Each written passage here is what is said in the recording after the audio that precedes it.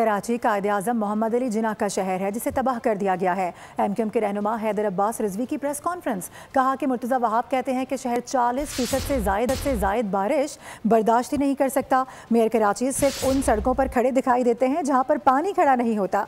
कराची डूबता रहा और हुक्मरान सब अच्छा है का राग अलापते रहे। कौन सा आसेब है जो इस शहर पर मुसल्लत है? अवाम रोटी कपड़े को छोड़कर गटर का ढक्कन मांग रहे हैं। शाहराह भुट्टो पर नाकिस मटेरियल के इस्तेमाल पर किस ठेकेदार के खिलाफ कार्रवाई हुई? ये भी कह दिया कि अब तो जल मक्सी में होने वाली कार रैली का इनेकाद कराची में होना चाहिए। आज़म बानी पाकिस्तान का शहर है। सारा पाकिस्तान आज कराची की सूरत हाल पर नौहा कुना है।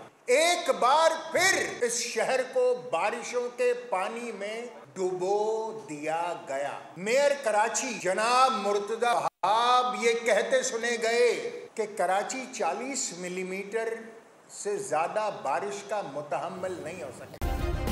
सब्सक्राइब करें और बेल दबाएं ताकि कोई खबर रह न जाए।